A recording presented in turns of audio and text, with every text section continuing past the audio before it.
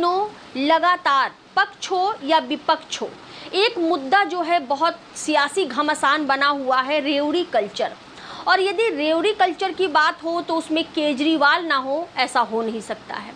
क्योंकि दिल्ली में आम आदमी पार्टी ने जो जनता के लिए इस स्तर तक, जैसे वहाँ 300 यूनिट बिजली मुफ्त है, वहाँ पे सरकारी अस्पताल को इतना बेहतर बना दिया गया है कि प्राइवेट अस्पताल की आवश्यकता ही नहीं है। वहाँ पे सरकारी विद्यालयों को इतना उम्दा बना दिया गया है कि प्राइवेट स्कूलों से लोगों ने निकाल करके अपने बच्चों को जो है वो सरकारी विद्यालयों में डाला है। तो वहाँ पे ये जो कल्चर है वो अब प्रधानमंत्री को यानी कि बीजेपी को बहुत खलने लगी है। तो अब उसको वो रेवड़ी कल्चर बता रहे हैं। अच्छा, ये बहस कोई नहीं है, हर सरकार में ये बहस होती आई है, लेकिन इस समय ये मुद्दा इतना तूल क्यों पकड़े हुए है?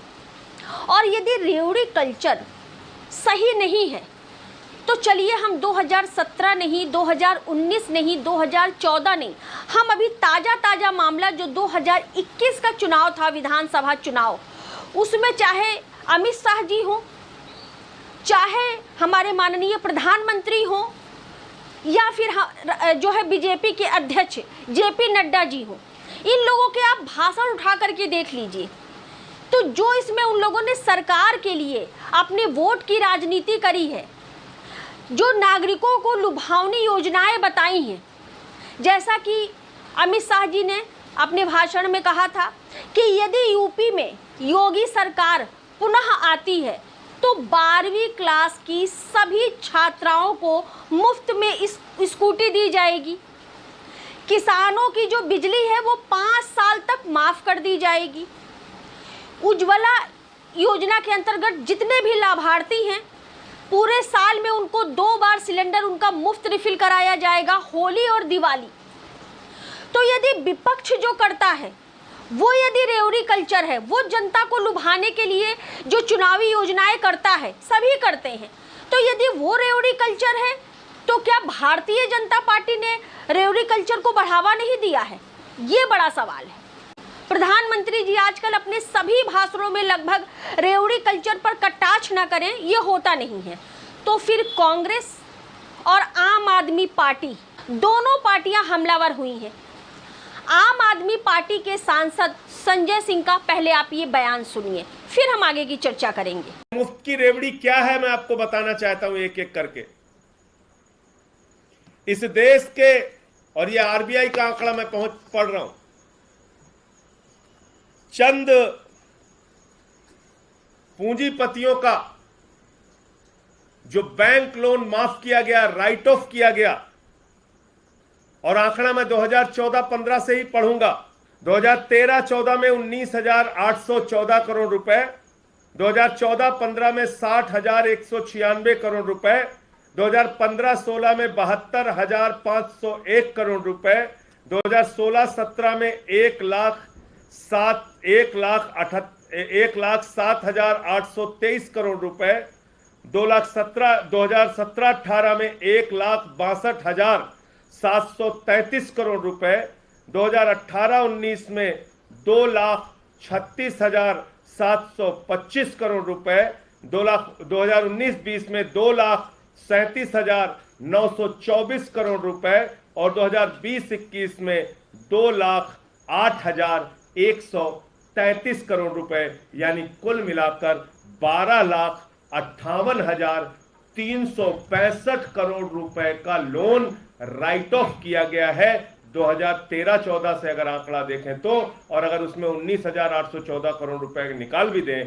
तो 2014-15 से करीब 12,40,000 करोड़ रुपए राइट ऑफ किया गया है, माफ किया गया है। जितने बैंक घोटाले हुए जहां पे जनता का पैसा जमा था, ये बैंक घोटाले किए गए लगभग 5 लाख करोड़ रुपए के बैंक घोटाले।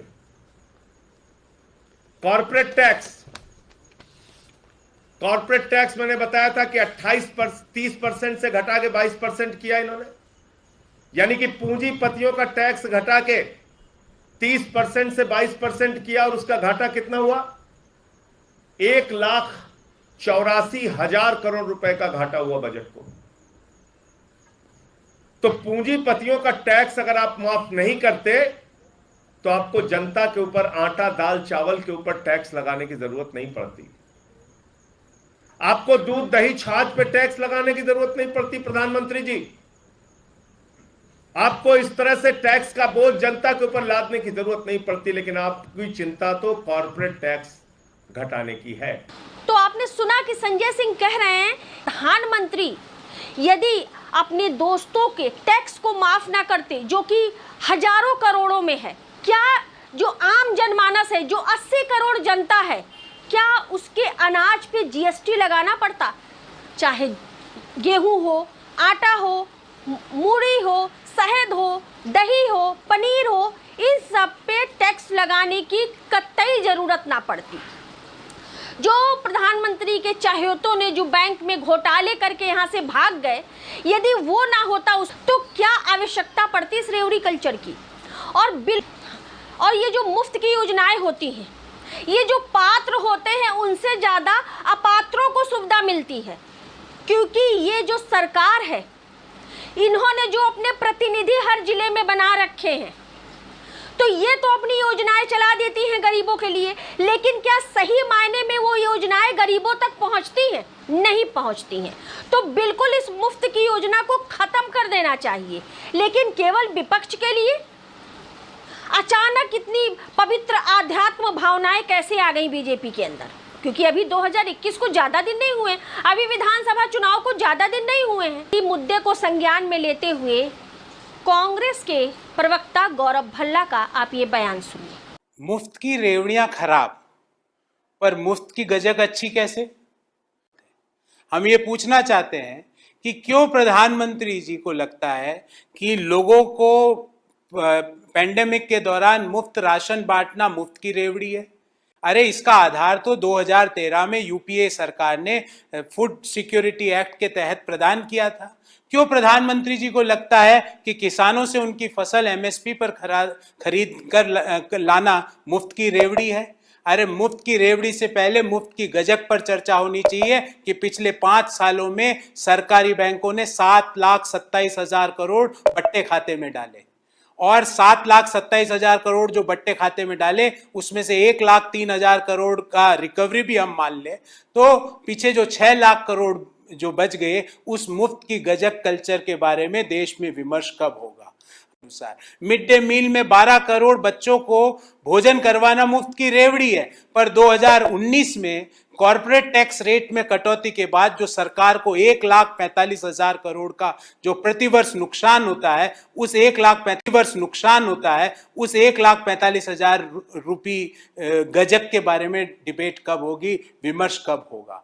हम ये पूछना चाहते हैं कि इस मुफ्त की रेवड़ी और मुफ्त की गजक से पहले देश में झूठ का जो गठरी है उसके बारे में विमर्श। तो आपने गौरव भल्ला जी का बयान सुना।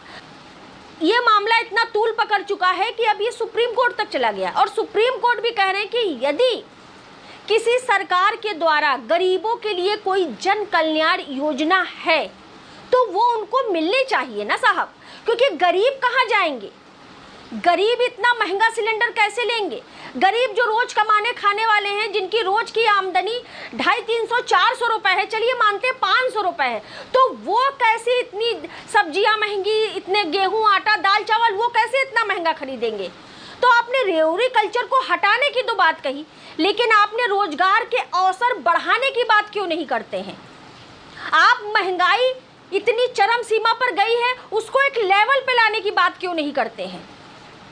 रुपया का स्तर इतना नीचे चला गया, आप उस पे क्यों नहीं बहस करते हैं? और ये जो रेवड़ी कल्चर आपके अंदर जो अध्यात्म जागा है, बीजेपी सरकार के अंदर जो अध्यात्म जागा है, ये पहले कहाँ चला गया था? ये बड़ा सवाल है। आज की वीडियो में बस इतना ही।